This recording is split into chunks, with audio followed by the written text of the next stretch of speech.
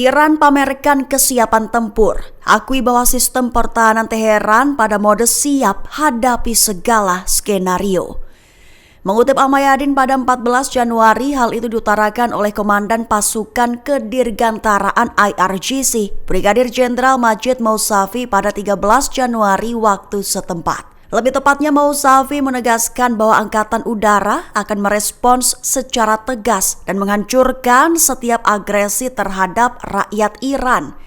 Menekankan bahwa pertahanan udara dan rudal Iran sudah berada dalam kesiapan tertinggi untuk menghadapi serangan apapun.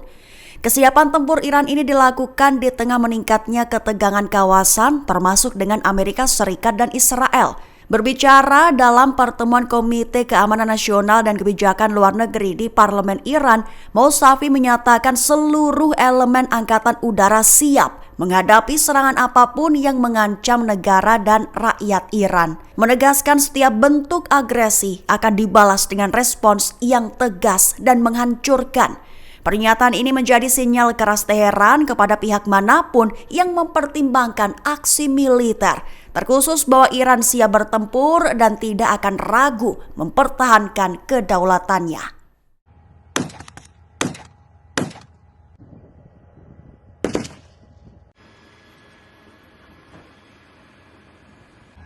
Hamas dituduh kembali turun ke jalanan Gaza bentrok dengan tentara Israel hingga diperingatkan adanya resiko fase eskalasi penuh kembali terjadi.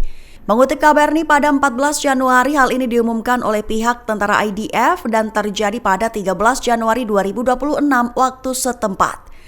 Lebih tepatnya dikabarkan bahwa tentara Israel melaporkan bentrokan di Rafah, Gaza Selatan terjadi. Akibatnya melukai 2 tentara dan menewaskan sejumlah pejuang Palestina. Bentrokan itu diklaim telah memicu kekhawatiran pelanggaran gencatan senjata dan potensi eskalasi penuh kembali terjadi.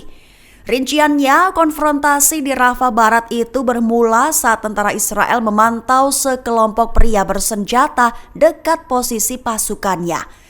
Bala bantuan tank dikerahkan dan tembakan dilepaskan, memicu baku tembak hebat yang disertai serangan udara untuk melindungi pasukan darat. Menurut militer Israel, pejuang Palestina lebih dulu menargetkan sebuah tank, menyebabkan bentrokan langsung yang dilaporkan menewaskan 7 pejuang Hamas. Hingga kini dilaporkan bahwa operasi pencarian dan penyisiran masih berlangsung. And Vice President should be forced to take cognitive exams, mental tests like are they intelligent? Wouldn't it be nice? Presiden Amerika Serikat Donald Trump melontarkan sumpah kepada Iran. Trump memperingatkan Iran bahwa Washington akan mengambil tindakan yang sangat keras jika laporan mengenai rencana pemerintah Teheran untuk mengeksekusi dan menggantung para demonstran terbukti benar. Mengutip Al Arabiya pada 14 Januari, peringatan Trump itu disampaikan dalam wawancara dengan CBS News terbaru.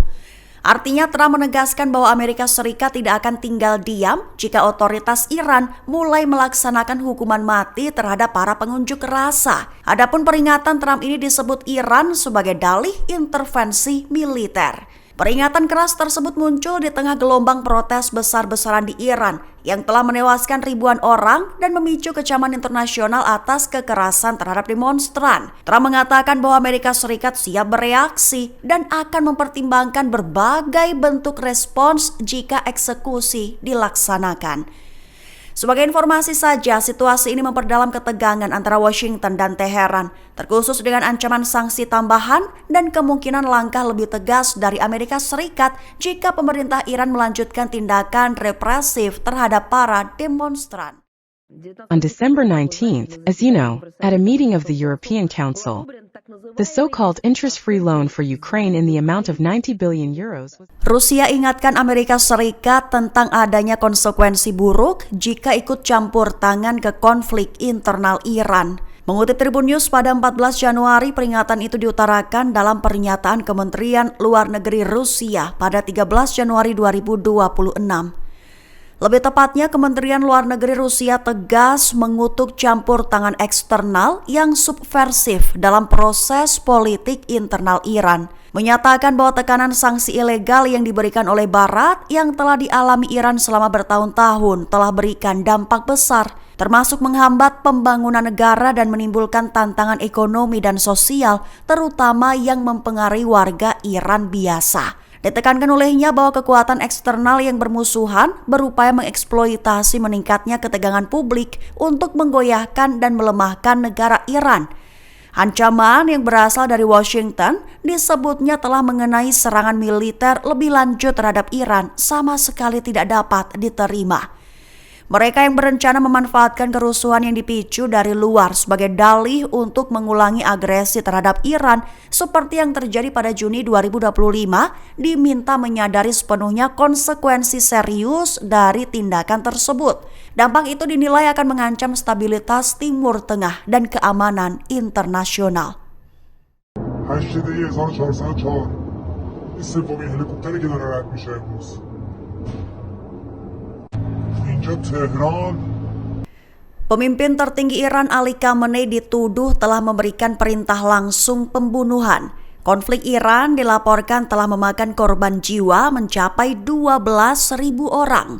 Mengutip Iran Internasional pada 14 Januari, informasi ini diperoleh setelah melakukan pengecekan silang terhadap informasi yang diperoleh dari sumber-sumber terpercaya, termasuk Dewan Keamanan Nasional Tertinggi dan Kantor Kepresidenan. Dalam laporan diungkap bahwa sumber pemerintah dan keamanan menyebut sedikitnya 12.000 orang tewas di Iran.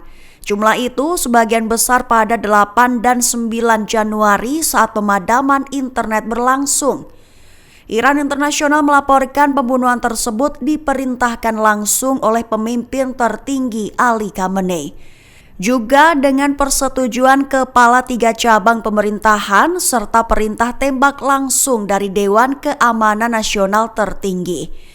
Iran Internasional menyimpulkan hal itu berdasarkan informasi dari sumber dekat Dewan Keamanan Nasional Tertinggi, Kantor Kepresidenan, IRGC di sejumlah kota, serta kesaksian saksi mata, keluarga korban, laporan lapangan, dan data medis dari berbagai daerah. Download Tribun X sekarang, menghadirkan lokal menjadi Indonesia.